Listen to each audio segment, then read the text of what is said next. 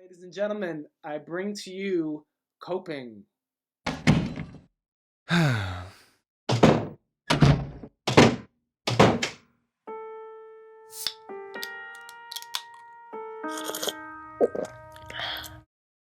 Nice. Ladies and gentlemen, that was Coping by Vivien Forsans.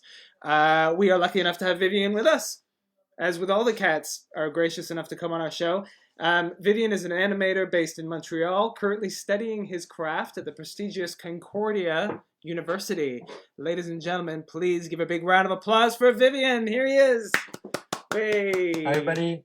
Thank you for having me. No problem. And he's in the Coping house at the moment. You can see in the backdrop there. It's very exciting, living inside the work. Vivien, great. So you were making a commentary about socially accepted addictions used by people broken by monotonous work. Is that fair? Yeah, that's pretty much it, yeah. Okay. Now, the thing is, you're a very talented student fulfilling your passion at the moment. So we're wondering, how is this subject matter close to your heart? Oh, wow, close to my heart. Well, I always talk about like kind of serious subjects in my films that directly concerns me, that I know about, because I don't feel comfortable like, talking about a subject I'm not familiar with. And like, I have no problem saying it. I am one of those four monsters. I'm not gonna say which, but I am one. Okay. I have those kind of like unhealthy coping mechanisms. But the thing is, to me, it's not such a shame, because everybody does that kind of stuff. Everybody copes in some way, and most of the time, this coping at a certain point in life becomes unhealthy. It becomes like it takes over. It takes over like aspects of your life. And it would be lying to say that it never happened to me. So yeah, I just wanted to talk about this with in a kind of cynical, like humorous tone. And so yeah, that's why it's close to my heart. Very nice. So I'm going to bring Arafili on, and she's going to, if she's still doing the comments there, and she's got some questions for you, I think, from our audience. Arafili! Hello. Hello Hey. again. How are you doing? I'm doing very good, thank you. You said this is your first interview. I like that. I'm sure it's not going to be the last, for sure. Thank you. That's I very think nice. Everybody will agree. So yeah, we have a lot of comments saying just, I love this. This is amazing. This is awesome. Also, we have Chrysanthing saying that, yeah, everybody's coping. And Philip is saying, we've been there. Also, we have Andy Bondul that is asking, how long did it take to make it? Oh, so this was Coping was my first year student film at Concordia, and it was a rush because the film was made in like between 3 and 4 months. I remember we did our first pitch in January, and I did my final export in April.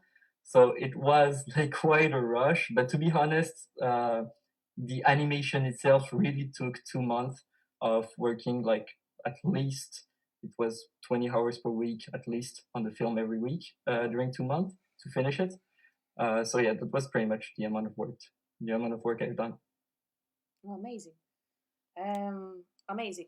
I wanted to ask you, the creatures you created are very dark, very surreal, but at the same time very funny, and the colors you are using are very pop. It's a very particular aesthetic. I love it. I enjoy it so much. But what are your influences? What are the visual artists or the animators that you? Oh, wow. For this type particularly, I do not know. I mean, I've always been a big fan of monsters. It's always like, when I began drawing when I was 4 or 5, I drew monsters. It was mainly the thing I drew. It's something I kept like with time. I like monsters. I like to explore the themes around monsters. I feel like monsterism is kind of a language. You can do a lot of stuff through monsters. But the colorful part, the very like saturated colors, it's also something that I've always loved, just like these vibrant colors. But it's more about the association of them that is interesting. It's all about creating contrast between something like colors that are usually associated with dynamic, colorful, like happy stuff, jovial stuff, and a very dark subject and monsters. Yes. And this contrast, this dichotomy, can be found in many films and filmmakers I love. The main one being Tim Burton. He has always inspired me, and there's this big like division between his very like colorful universe that you can find in Corpse Bride or Nightmare for Christmas, but also the kind of like very heavy themes he talks about, and like a very kind of brutal representation of stuff like death. It's also something you can find in. I'm very much inspired by the filmmaker Don Hertzfeldt, which is an independent animator, who always talks about very like deep and difficult subjects with a lot of cynicism and a lot of humor. And that was also a big inspiration for like the aesthetics. I mean, the aesthetics were not just driven by the fact that I wanted to do colorful monsters. I really wanted to create that contrast between one element and another. I think this tension is very interesting in this animation. The dark subject matter, the grotesque figures, and the pop colors. This smashes it. And of course, in this context, the monsters are us. Right? Of course, right? Obviously. Yeah, the monsters in coping are just blank canvas for everybody to kind of identify with. To project. Yeah. Nice. Want to ask this one? We have time? Yeah, we got a bit of time. We just want you to ask if you're planning in the future to work for Disney. Oh, wow. Or are you going to keep making sophisticated existential work like this?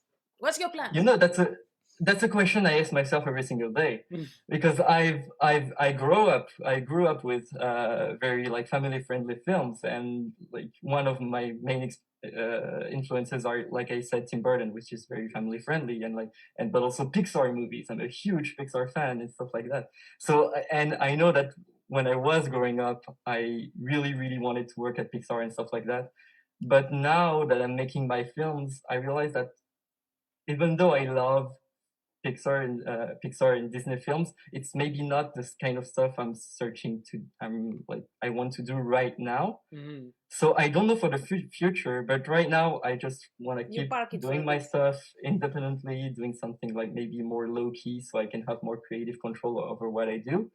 But I'm open to everything, honestly. I'm very curious about studio animation and the studio industry.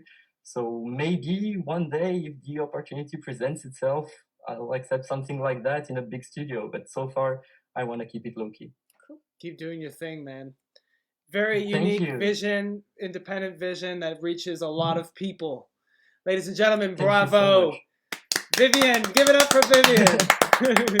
Thank you so much.